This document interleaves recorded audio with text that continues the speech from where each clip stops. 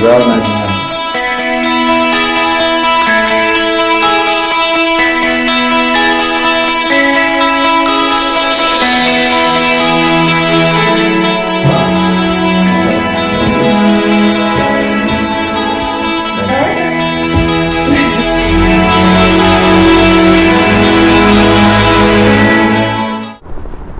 Hi, welcome to Najee Talks.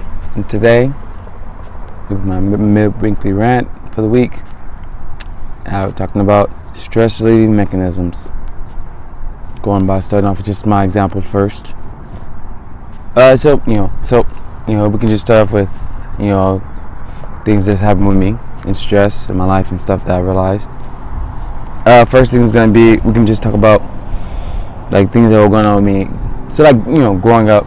People that do know, people that don't. I was adopted. My siblings were too. My mom had Huntington's disease, so she couldn't take care of us. And my dad was in the Navy and he traveled a lot, so he wasn't around. And we basically were lucky enough to be, within our family, and a few of us weren't together, but we still were able to see each other growing up, so that helped too. But yeah, so a lot of, there's a lot of shit, that's like, that was in my history that, weighed on me heavy, and so we can just talk about some stuff that was going on like in college. When I was an undergrad at Tuskegee, the people that knew, that saw it or whatever, like if I got like really drunk, I would have they called me the Incredible Hulk. So I'm gonna just be saying like the whole incident basically from now on. So basically, anytime I would get like really drunk in a situation, I would just like not care and just do it, pretty much not listen to people and just like lash out and stuff, like emotionally and stuff. But like it happened a lot. And so the thing is, like, I realized that there was like, it was a heavy chip. So like as I was getting old, like growing up in life, as I was growing up, I would learn like a lot more, like, about my father, from my great aunt that raised me and from my grandmother and stuff, like family members, uncles, aunties and stuff. And you hear stories and stuff, of course, like and like a lot of stuff I heard was like stuff that kind of messed with me a lot. Was like I really felt like my father was like a coward, because it was like multiple occasions where he ran when things happened. One example was when his grandmother, my great grandmother, died. He ran off to the Navy. Another example is when my mom was sick. He ran off too and left her. That's why we weren't, growing up with him, because he ran off and shit and got another family and everything like that. But I had eventually found out that there wasn't even like. He really thought she was crazy because of the symptoms of Huntington's, because it's a mental thing, and like that was why he left, because he thought it was like normal. Like, I mean, not like normal, because it's like, but he thought it was like, he didn't think it was like the actual like the disease. Like he thought it was something else that pertained to her being crazy, So that's why. So I mean, I get it, and then like when I was at Tuskegee, I was dating this girl in Elijah for 3 years, and loved her. But then she got depressed, and it really messed with me, and I had to break up with her so she can do better with her life. I mean, have space, to get her shit together. That was pretty much the reason for it. And then like after that, it was like really hurt, because every time I would see her, I would have memories, but she didn't have memories because there was no emotions attached to it. So it was really heavy on me. But it was weird because we were really like close. So like we had a lot of like similar friends.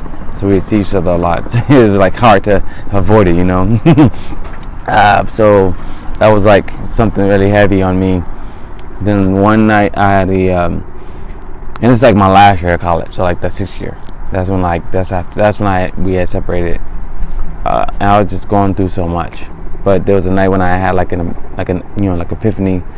And it was like an image of, like this. And so then I looked it up, and I was just like, what is it? So then I found out that it means Papa or Father in sign language. And so I basically just did like a little meditation, with the sign. And so I was able to like kind of like have a conversation with my father, and I was able to figure out kind of more so what was really going on with him, more so pertaining to like having heartbreak and kind of having to deal with that, like.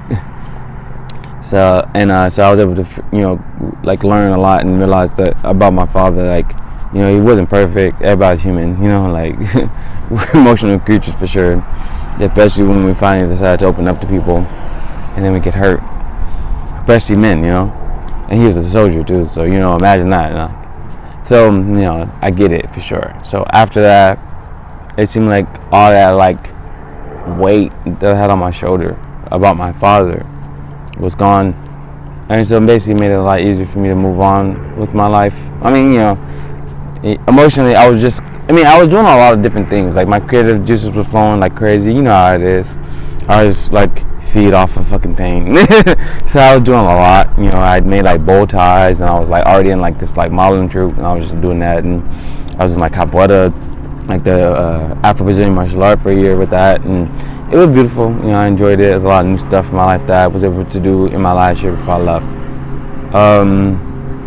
So and then like and it's like since then I've just been doing a lot more with like feeding my passions with stuff and everything like that. But I really am glad that I had the chance to get that off of my shoulders. And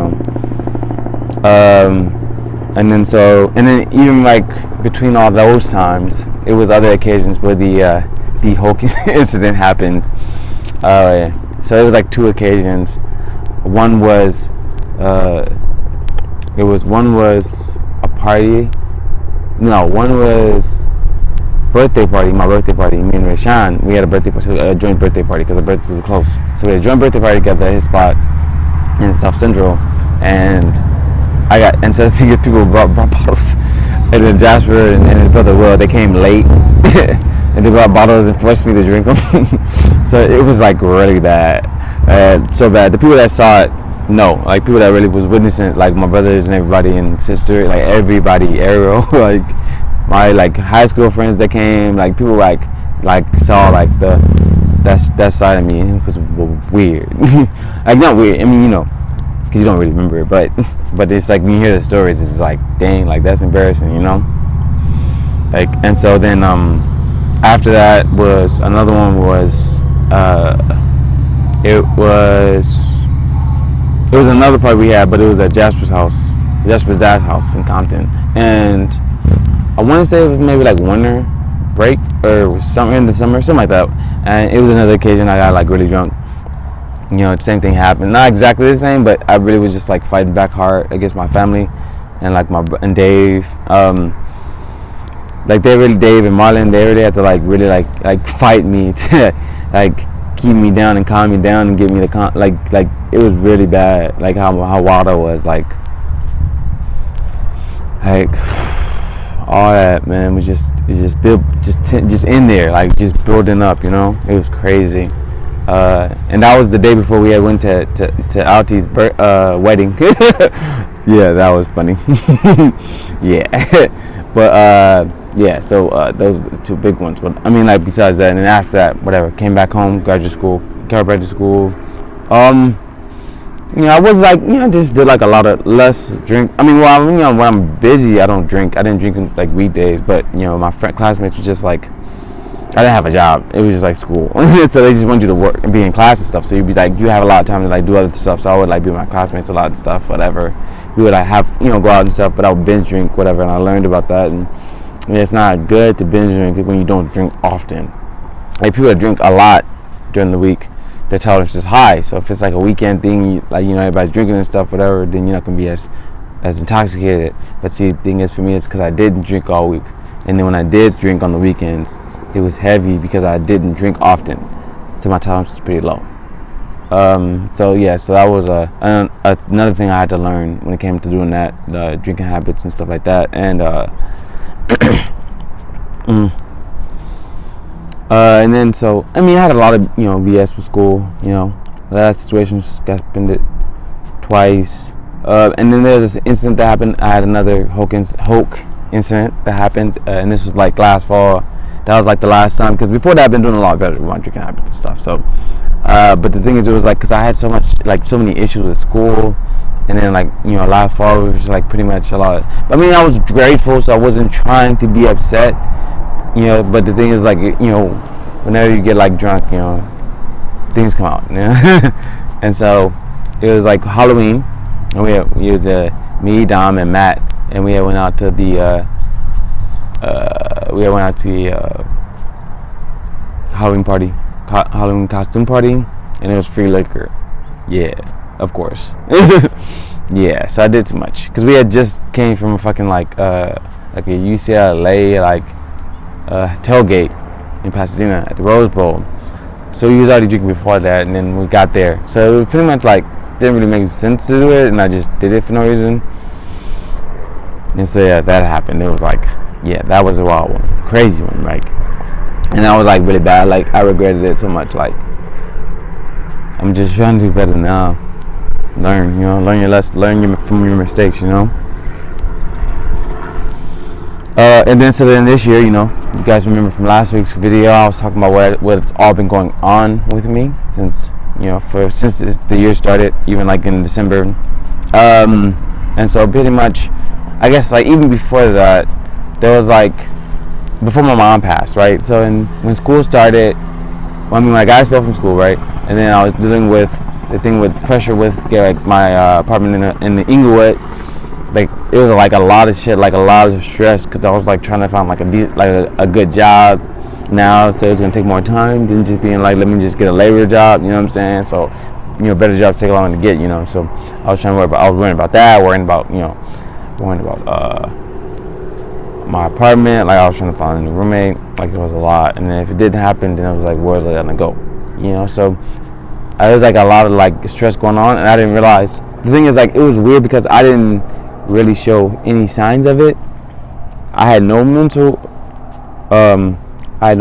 like issues, like I wouldn't like wake up and be stressed about it. Like, I knew it was happening, you feel me? I was able to like try to take care of it, whatever. I'll do what I can, whatever, every day, whatever. But like, that's all I could do. But there was nothing like big on me like I would be normally, and which is weird, you know. And then I didn't even drink either, like heavy. Like, I didn't drink like that either. Like, you would think that like with this going on, I would be like, oh, I'm gonna drink heavy or something like that, or do other stuff, whatever. But I didn't, which was weird too. But I was also trying to save money. I guess saving money helped too. So that was like a mental thing. I was like, well, if I don't drink, I don't have to worry about spending money either. But I didn't drink heavy like that anyway, so it didn't matter.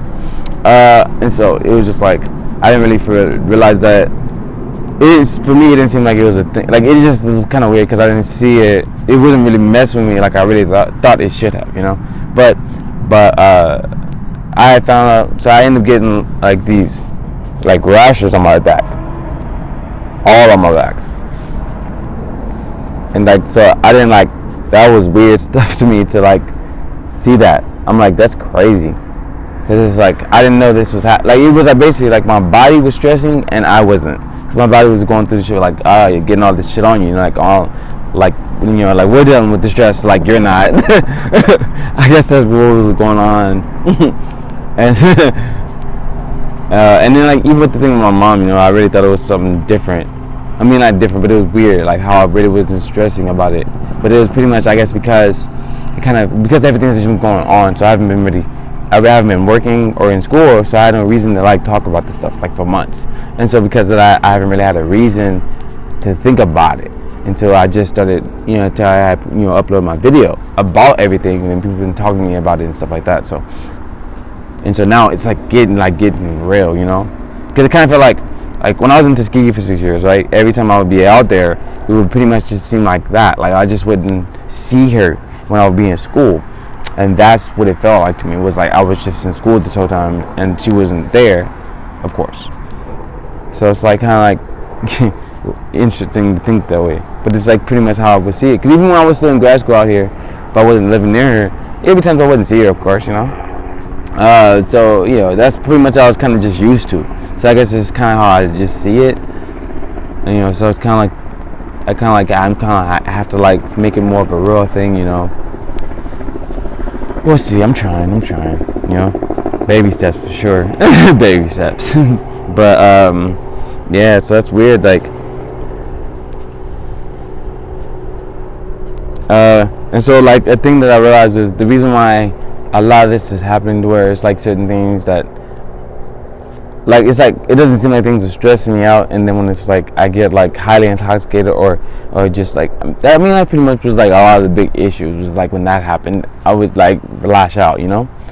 And so I realized it's because like growing up as the youngest child, because the thing is, even though I have like, well, I mean, I grew up with Dom, like, but Dave and Nina, they were, you know, they separated, but we still grew up together. So you're still, you know, still my sibling. So, but growing up as the youngest child, you're not listened to. Like, the thing is, like, of course, like my mom treated me, well, my great aunt mom, she treated me better. You know, of course, spoiled me more than Dom. But at the same time, you don't really get listened to by the older people, because they think they know what they're talking about. And the thing is, even if you do have something to say, it doesn't, like, they don't hear it at all. And so I was just used to that. So that's pretty much how I've been raised, like how I've grown up to be like. And the thing was, like, with me talking about me not being, not saying things and things, you know, like expressing my opinions, you know, like that came from how I learned when I was growing up. So the thing is, it was like normal for me to be like, I'm not going to complain. And the thing is also, at the same time, it's like, but it was also, my mom also told this too. Like, she was just like, you know, like, don't complain about stuff, you know, like. So it's like that was another thing that I learned from her, and then the fact that I wasn't listened to as the youngest. So you know, those are two things. I mean, the thing is, like, some professors would be like, oh, you're professional because you're not complaining. But the thing is, like, as a student, I should have complained more. And the thing is, it was like, oh, and then when I got to like the clinic, and when I finally started complaining and shit, it was already too late. And so the thing is, like, I really should have started earlier. So that's a lesson for sure I learned about that. And because I was just talking to my auntie about that, my Aunt Missy, about me doing, like, learning from that, about being able, like, learning to be more adamant about my opinions, you know, because it's just like she said, she can't read, you know, she can't read minds, so you gotta talk, you know. So it's like a thing you gotta learn, you know. You know, I'm getting there for sure. So another thing, so for people that watch 13 Reasons Why, fans of that, if you aren't, it's okay, but I'm just going to bring up some examples from the last season, you know, the one that just popped out, and it's the last one of the series. So like, I love it, like I love that show so much, because just like seeing the characters change from like dealing with stresses, or dealing with, you know, or like people helping them or whatever, because there's, you know, characters where people were like, a lot of the characters were helping other people out, were getting through stuff, and so it was like seeing their growth throughout the seasons was beautiful. And so then the last season, it was like heavy, because it was like a different way of like thinking and looking at things with people. So you know, so the season before, somebody died, somebody killed somebody, right? And so the thing is, it's like, after that, you're seeing that in this last season, that you're seeing people, these teenagers coping with doing this, and it's like a few of them did, and the other ones are like covering for them. So it's like people covering and people that did it, and so you're seeing these people that are dealing with the stress of doing that and covering it up and knowing the truth and everything like that. Because before all that, nobody did nothing. You know, I mean, I'm not saying like nobody did nothing, but the thing is, like, none of the group did anything like that before that happened. And so this happened, so then when they did, it was heavy, like way heavier than just like a normal covering, a normal finding out who did this, or like trying to, you know, make sure this guy goes to jail, you know, like, and like, or like, you know, so like those things are all different than just like, then somebody in the group killing somebody and then everybody covering, you know, for that person or people, you know. And so that's the difference, like when you see it, how they're dealing with these things, you know. And so watching them do these things, and it changes like their personality, because it's like hard for them to cope with this, you know. So I'm gonna give some examples. I'm not gonna say names, you know, because if people that haven't watched it, that haven't watched it yet, or people that haven't watched this season yet. I don't want to spoil it, So I'm just gonna say examples, So it's like just give people characters and stuff. So we have a character that was a fighter, right? A boxer, and his family, they got deported. And so the thing is, his stress is like dealing with trying to make money to get them back. That's his deal right now. And so the thing is, like, he's just like, I mean, he's a great boxer, of course, but the thing is, like, he's really kind of like fighting, kind of like helping him deal with his stress with everything that's been going on. And then we have like another character who was a rape victim, and so you saw her like become more. First, she was like really timid, like really like quiet and not trying to like talk. But then she learned that she had a voice and was like, I want to be heard, So that was like a big thing for her, becoming more independent and growing and stuff. And the thing is, like with her, she did like a lot of like lashing out, like to like the authorities and stuff like that, whatever. So you have that, so you have that, and then you have like another character who was a drug addict, right? And so the thing is, you had people trying to get him, clean, throughout the whole season, him dealing with past families, and trying to transition to a clean family that adopted them and stuff, which is beautiful. And so the thing is, like, but he was like really dealing with so much stress, and so he ended up going back, and it was like heavy, like, because it's like still like you're dealing, like, this is a drug addict, so they're always gonna be weak mentally. So it's like you're dealing with this type of shit going on. And the thing is, like, you're gonna always go back to it if it's like hard to cope with, And so then you have another one who was another character who really just did a lot of kind of like nurturing for everybody else, right? So she cared about everybody else's issues, because when it was a new character that came in, right? So she came in and was like, y'all got all this shit going on, like, I'm gonna help out. But she had nothing to do with it. Everybody else that was in the group, they all had something to do with everything because they were already there. But when she got there, she was clean. And she was just nosy the whole time. Like, I'm going to just make sure everything is cool. I'm going to make sure everybody shit is good. I'm going to figure out what's going on with you, help you out. Basically, she doesn't deal with her own issues, but she deals with everybody else's. And that's how she, like, that's just what helps her, And so, like, that was another thing she used to cope for her own shit, her own stress and stuff in life, of her own shit, her own issues. And then you have another character who had a character that was he was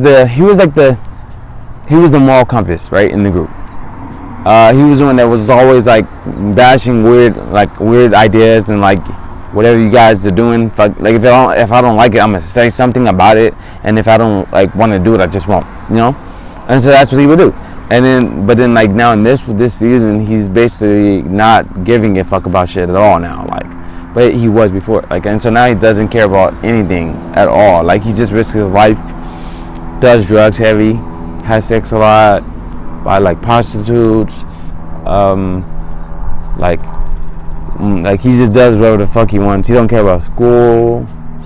He don't care about sports. So that was his secret out with sports. So now he just doesn't give a fuck about getting out and getting, like, he doesn't even care about his future now. Like, he's just like, I don't care. I'm just gonna live life fast and do whatever the fuck I want, And then the last character that we had a heavy stress relieving mechanism was he was the one that was like the rock for everybody, All throughout the seasons, he was the one that kept everybody together. He was the one that was trying to discover like things that was going on.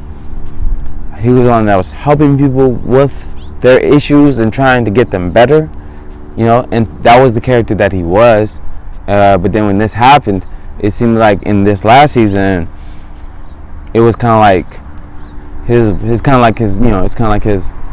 how I want to say it, like the cup was full for him. Like, it was too full at this point, spilled over, And so then when it spilled over,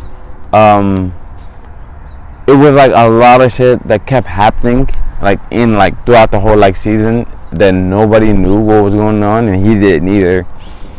And so he kind of like had to go. So he was dealing with, and he didn't realize. Then he like spazzed and he didn't like. He's just like spazzed on motherfuckers like, and didn't care, and it was just like doing wild shit. And then he had eventually figured out that like all the shit that was going on. I ain't gonna like. But alright. So he had found out that he had a multiple personality, and so all that shit that was going on was like other person, and it was just the person that was coming out because he had so much in. He was a compartmentalizer, right? Like me, whatever, holding shit in. And so the thing is, he had like a Hulk incident, multiple occasions. And it's like, instead of like being intoxicated, it was just another personality. So he wasn't aware of it going on. Like for me, of course, I didn't know because I was drunk, so I didn't know, so I didn't remember, and people told me. But when it came to that, it was different because it's worse because he had another personality came out of nowhere. In like stressful situations, of course, but it was just weird how he was like, you find it out, it's like, damn, that's crazy, and it's like, that's his code, was like, like, it was like, damn, that's crazy, like, this shit is like really heavy on him that much that this is happening, and like, nobody knows, and you find out, and like, damn, that's like crazy. And so so you think about like that, like, that's just think about like all those different ways that people are coping with these stresses, like subconsciously, like that's just how it is. The mind does shit, like when it comes to heavy shit, like heavy shit in life, totally forgot to say. So anyways, that's cool. Yeah. So anyways, that's it for this week. Thank you for listening. Be safe. Namaste.